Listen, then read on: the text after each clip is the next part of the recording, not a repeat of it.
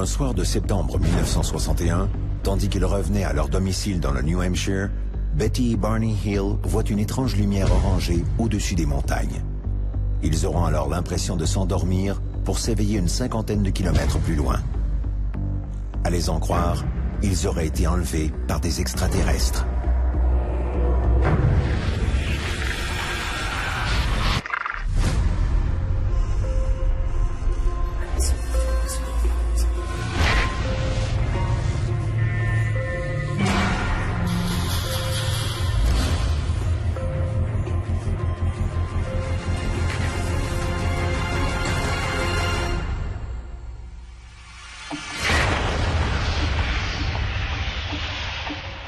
L'histoire des ovnis a évolué selon des modes. Avec les années 1970, on a assisté à un nouveau chapitre. Les soi-disant enlèvements par des extraterrestres. Ce sujet reste encore aujourd'hui l'un des plus populaires auprès des amateurs. L'histoire qui a donné naissance à cet engouement remonte au milieu des années 60. En septembre 1961, alors qu'ils rentraient chez eux, Betty et Barney Hill auraient observé un objet volant non identifié alors qu'ils traversaient le parc national des Montagnes Blanches. Encore aujourd'hui, les ufologues, les spécialistes des ovnis, considèrent l'affaire Betty et Barney Hill comme le saint graal des enlèvements par des extraterrestres. Aujourd'hui, je vous propose de revoir cette histoire extraordinaire, le voyage interrompu. Christian se rend donc dans l'État du New Hampshire aux États-Unis pour commencer son enquête sur l'enlèvement présumé de Barney et Betty Hill. Dès le début de leur voyage, ils se sont arrêtés dans un petit café de Colebrook. Au moment de quitter le restaurant, Barney Hill a raconté qu'il avait regardé l'heure. L'horloge indiquait 22h05. D'après son estimation, ils auraient dû arriver à Portsmouth aux alentours de 3h du matin. Dans les faits, ils sont arrivés un peu après 5 heures. Cette variante de 2 heures va devenir la pierre angulaire de toute cette histoire. Betty Hill, malheureusement décédée en 2004, m'a confié qu'elle et Barney s'étaient arrêtés à plusieurs reprises, au moins 6 fois le long de la Nationale 3, 5 minutes chaque fois, pour observer ce mystérieux objet qu'ils voyaient dans le ciel. On conduisait dans la montagne quand tout à coup, j'ai vu une étoile dans le ciel. Plus je la regardais, plus elle devenait grosse, brillante. Alors, on s'est arrêté pour bien la regarder. En s'arrêtant, elle a changé de direction. On aurait dit qu'elle passait devant la Lune. En tenant compte de ces éléments, combien de temps faut-il réellement pour rallier Colebrook à Portsmouth en passant par Concorde? Aujourd'hui, je me propose de refaire le trajet des Hills en empruntant le même itinéraire. Alors, temps manquant, à nous deux. L'enquêteur s'est donné pour mission de refaire le chemin parcouru par les Hills. C'est un peu au sud de Lancaster que Betty Hill a remarqué en dessous de la Lune une petite lumière dont le mouvement erratique a intrigué le couple. Bientôt, les déplacements de cette lumière sont devenus le sujet de leur conversation. On a commencé à rouler vers le sud. On a roulé environ 50 km et on n'avait toujours aucune idée de ce qu'on voyait. On a essayé d'identifier l'objet. J'ai baissé la fenêtre de la voiture et je leur ai fait signe de la main en disant « Salut ». Christian complète la première portion du trajet, puis calcule combien il a parcouru de kilomètres et surtout, en combien de temps. Il passe ensuite à travers les White Mountains. Betty et Barney Hill ont pu longuement suivre l'objet qui se déplaçait derrière les cimes montagneuses des Montagnes Blanches, éliminant d'emblée la possibilité que l'objet en question ait été un phénomène atmosphérique ou astronomique.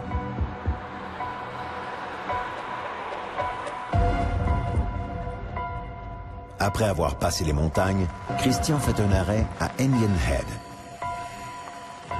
En cette soirée du 19 septembre 1961, c'est ici, à peu près à l'endroit où je me trouve, que Betty et Barney Hill se sont arrêtés une dernière fois. Barney Hill est sorti de la voiture avec des jumelles pour mieux détailler l'objet qui se tenait à peu près à la hauteur de la cime des arbres que l'on voit juste derrière moi. À travers ces jumelles, Barney a pu mieux détailler l'objet qui ressemblait à 2 crêpes avec une série de hublots carrés. Derrière ces hublots, il a pu observer une demi-douzaine de créatures qui le regardaient avec insistance. Des créatures avec le teint pâle et des yeux très oblongs, étirés sur les côtés. Ces créatures semblaient lui parler par télépathie, lui disant « Ne bougez pas, nous ne vous voulons aucun mal. » Barney avait l'impression qu'ils essayaient de le capturer. On est retourné à la voiture en courant et on s'est mis à rouler très vite sur l'autoroute. pendant qu'on roulait, on ne voyait pas le vaisseau. En quittant Indian Head, Betty et Barney Hill ont raconté qu'ils avaient entendu une série de modulations électroniques semblables à un bip, bip, bip. Ils seraient tombés alors dans une espèce de sommeil comateux et auraient roulé jusqu'à une clairière où les attendaient des extraterrestres. Notre enquêteur se rend ensuite à la fameuse clairière, toujours en calculant temps et kilomètres parcourus. On a vu ce qu'on croyait être la lune qui se levait, puis on a vu un groupe d'hommes sur la route qui nous barrait le chemin. Barney a arrêté la voiture, le moteur s'est étouffé. Ils se sont approchés, ils nous ont sortis de la voiture le long d'un chemin dans les bois, là où le vaisseau était posé. Ils étaient 11 pour des fins d'identification. Il y en avait un qui parlait un anglais assez limité. On l'a appelé le chef. Il nous a dit « Je veux simplement faire quelques tests ». Ils nous ont vérifié les yeux, les oreilles, le nez et la gorge. Ensuite, ils ont fait 2 tests avec moi. Un sur mon système nerveux et un deuxième où ils ont essayé de mettre une aiguille dans mon nombril. Ils disaient que c'était un test de grossesse. Le premier test fait sur Barney ressemblait au mien, mais ils se sont plus intéressés à la structure de ses os. Dès que les examens seraient finis, nous pourrions retourner à notre voiture. Depuis, des maisons ont été construites sur le lieu de l'enlèvement. Cependant, les archives de Christian montrent l'endroit à une époque où tout était encore intact. Les Hill auraient été reconduits à leur voiture qui avait été replacée un peu derrière moi. Ils seraient remontés à bord et repartis en direction de Portsmouth.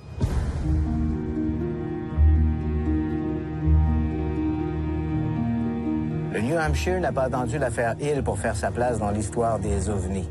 À quelques kilomètres au sud de Portsmouth se trouve la ville d'Exeter. Le 3 septembre 1965, un jeune homme, Norman Muscarello, se présente au poste de police. Il est encore sous le choc. Il raconte qu'il a été poursuivi par un ovni alors qu'il faisait de l'autostop à l'extérieur de la ville. Au même moment, un policier, Eugene Bertrand, qui circule juste aux limites d'Exeter, aperçoit une voiture garée sur le bas-côté de la route. La conductrice est encore sous le choc. Elle lui raconte qu'elle a été poursuivie aussi sur des kilomètres par un ovni. Lorsque Muscarello et Bertrand arrivent sur le lieu des incidents, ils voient apparaître derrière un bouquet d'arbres proches un objet volant rougeâtre qui jette des lueurs un peu partout. L'objet fonce sur eux et disparaît lentement dans le ciel. Cet incident marque le début de toute une série d'observations qui seront rapportées dans le sud du New Hampshire et qui feront l'objet d'un ouvrage à succès, Incident à Exeter. L'auteur, John J. Fuller, sera le même qui, un an plus tard, signera Le Voyage interrompu, racontant l'histoire de Betty et de Barney Hill.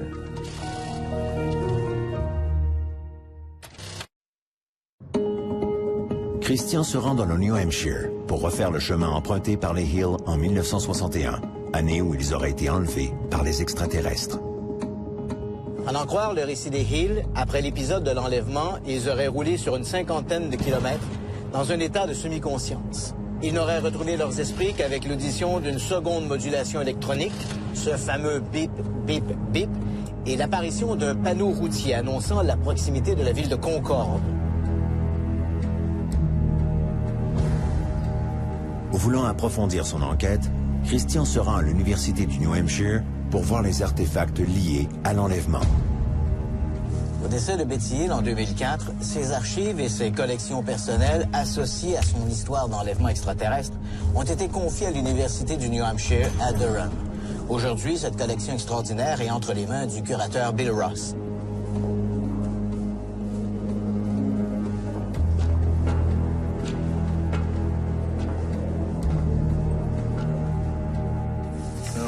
Donc, voici le dessin de la fameuse étoile.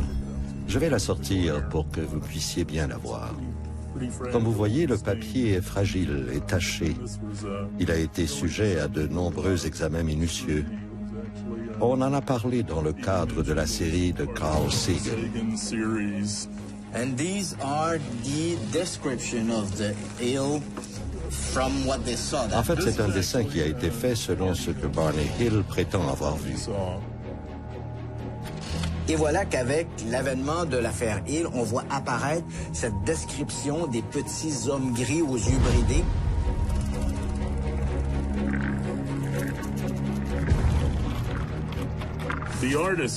L'artiste David Baker, qui a pris la description des Hills pour faire ses dessins et ses peintures à la suite des événements allégués.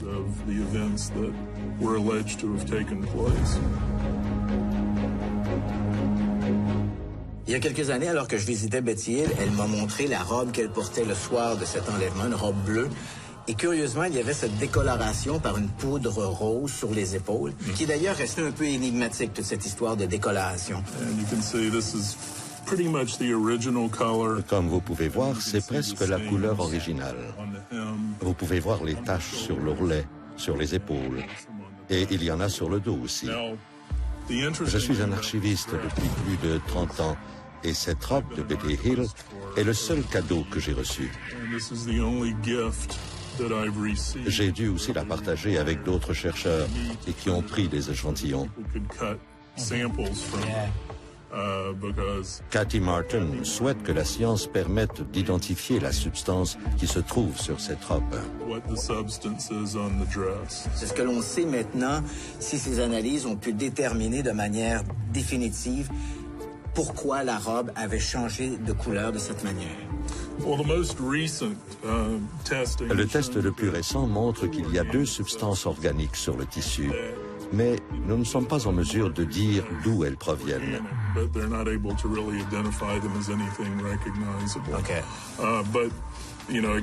Ni ce qui aurait pu causer la décoloration de la robe. Si on parle spécifiquement de vous sur le plan personnel, croyez-vous que Betty et Barney Hill ont été enlevés par les extraterrestres? Eh bien, je dois dire qu'en tant qu'historien, je ne suis pas convaincu. Selon moi, Betty croyait bel et bien à ces événements, mais je me range plutôt du côté des sceptiques.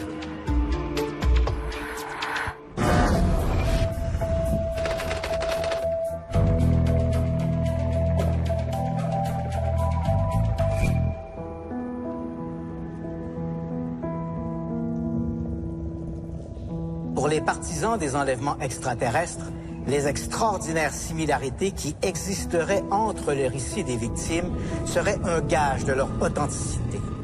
Les ufologues, les spécialistes des ovnis, font remarquer que ces gens ne se connaissent pas et n'ont à peu près aucune connaissance du phénomène des ovnis. En 1977, Alvin Lawson, un professeur d'anglais à l'Université de Californie à Long Beach, le Dr. W.C. McCall, un praticien de l'hypnose clinique, et l'auteur scientifique John de Herrera ont procédé à une expérience pour le moins significative. Puisque la plupart des récits d'enlèvement par des extraterrestres ont été obtenus par des sujets placés sous hypnose, comment savoir si ces récits sont le reflet de la réalité ou des scénarios imaginaires? Pour les besoins de l'expérience, les 3 chercheurs ont sélectionné 16 volontaires qu'ils ont placés en état d'hypnose et qu'ils ont invités ensuite à décrire un enlèvement extraterrestre. Il ressort de cet exercice que de nombreux sujets de l'expérience de Lawson ont décrit des récits très semblables à ceux des véritables enlevés. L'expérience de Lawson montre que l'imagerie populaire associée aux ovnis, aux extraterrestres, aux enlèvements, de Mars Attack aux Simpsons, est si omniprésente dans la culture qu'il est impossible pour quelqu'un vivant en Occident de prétendre qu'il ne connaît rien à ces sujets. Bref, il n'est pas nécessaire d'avoir été enlevé par des visiteurs venus d'une autre planète pour imaginer des extraterrestres à la peau grise et aux yeux noirs. L'expérience de Lawson a été plutôt mal accueillie par les amateurs d'ovnis. On se demande bien pourquoi. Les ufologues ont fait remarquer que le témoignage des véritables enlevés était généralement beaucoup plus émotif que les gens soumis à l'expérience de Lawson. C'est vrai. Mais les véritables enlevés racontent leur histoire en étant persuadés qu'elle est vraie, alors que les gens soumis à l'expérience de Lawson savaient pertinemment que ce qu'ils racontaient n'était qu'un scénario imaginaire. L'expérience d'Alvin Lawson ne prouve pas que les véritables enlèvements extraterrestres n'existent pas. Mais ces similarités ne s'expliquent-elles que par des expériences vécues? Rien n'est moins sûr.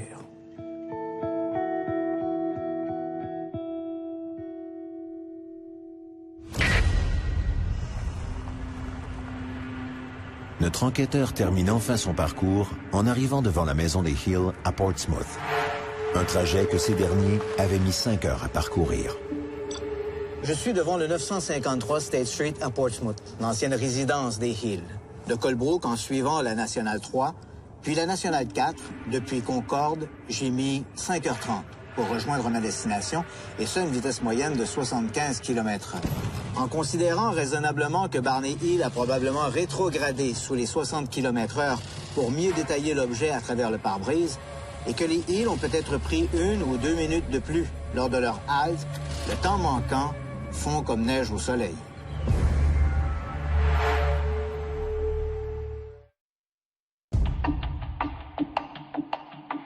Deux ans plus tard, toujours préoccupés par ces heures manquantes, les Hill ont fait la rencontre du docteur Benjamin Simon, un neuropsychiatre de Boston, qui leur a proposé un traitement via l'hypnose régressive. C'est dans cet état que les Hill ont raconté ce qu'ils croyaient être la clé à ces heures manquantes. All right. I'll take it by head. All right. Pull the binoculars away. God, give me strength. All right. Pull them down. Run! Pull these binoculars down and run. God, if there's a God, give me strength. Quand on analyse soigneusement le discours des Hill, on découvre assez rapidement qu'une partie de leur récit semble liée à leurs préoccupations et à leur profil personnel. Nope. I asked the leader, I said, why did they stick the needle in my navel? And he said it was a pregnancy test. C'est vrai que les Hill ont admis eux-mêmes qu'entre le moment de l'observation de l'OVNI dans les Montagnes Blanches, en 1961, et leur rencontre avec le docteur Benjamin Simon, en décembre 1963, ils avaient lu et regardé à la télévision tout ce qui se rapprochait de près ou de loin au secours-volant. The Sunday Mirror tomorrow prints the strange story of Barney and Betty Hill.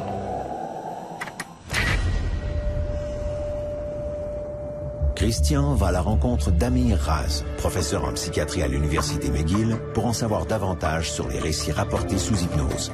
À quel point est valable un souvenir obtenu sous hypnose? L'hypnose est en général une technique qui peut nous servir pour générer non seulement des souvenirs, mais aussi toutes sortes de comportements. Les souvenirs obtenus sous hypnose sont extrêmement précaires. La moitié sont incertains et sont liés à des conversations précédentes. Autrement dit, bien des souvenirs générés sous hypnose sont généralement peu fiables. So, the examiner he helped me get up off the table. And I swung around, and he gave me my shoes. Les gens qui vivent une expérience hypnotique ne sont pas endormis. On a longtemps cru qu'il y avait un rapport entre le sommeil et l'hypnose. Mais maintenant, on sait que ce n'est pas le cas. Nous savons aussi que les gens sont extrêmement vigilants sous hypnose. Leur activité cérébrale est intense. Ils sont extrêmement concentrés sur ce qu'on leur dit ou leur suggère. Autrement dit, on peut créer des souvenirs et des expériences qui n'arrivent pas dans le monde réel. Elles se passent dans notre imaginaire, mais elles nous semblent vraies et concrètes.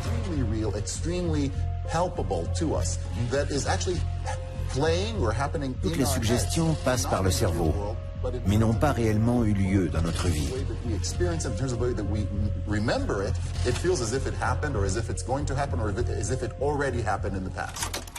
And I said, boy, I don't know what they expected, but that was no pregnancy test here.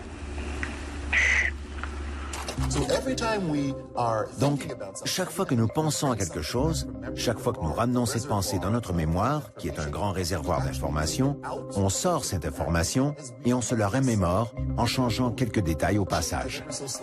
Et c'est pourquoi, par exemple, lorsque vous écoutez vos amis ou vos proches raconter une blague, vous constaterez qu'ils la racontent un peu différemment chaque fois. Ils changent quelques petits détails et au fil des ans, la blague change elle aussi. Parce que chaque fois qu'elle est racontée, elle se loge différemment dans votre cerveau. Si vous vérifiez, vous pourrez réellement voir une différence entre la blague originale stockée dans votre cerveau et celle qui s'est graduellement transformée au fil du temps.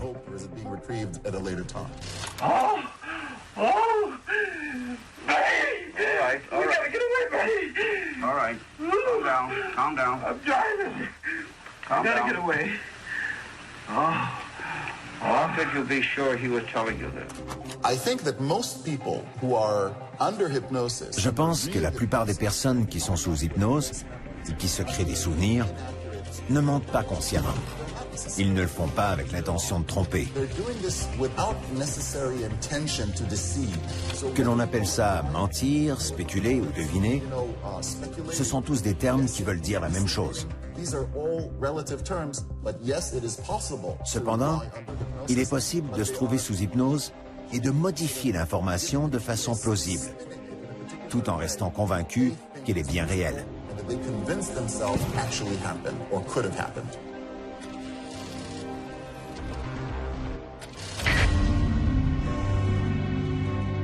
L'histoire des Hill est en fait deux histoires en une.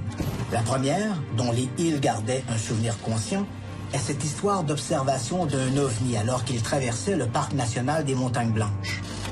La deuxième histoire est cette affaire d'enlèvement par des extraterrestres dont les Hill ne gardaient aucun souvenir avant d'être soumis à l'hypnose par le docteur Benjamin Simon. Le témoignage des Hill n'est guère différent des milliers d'autres témoignages du genre colligés depuis la fin des années 1940.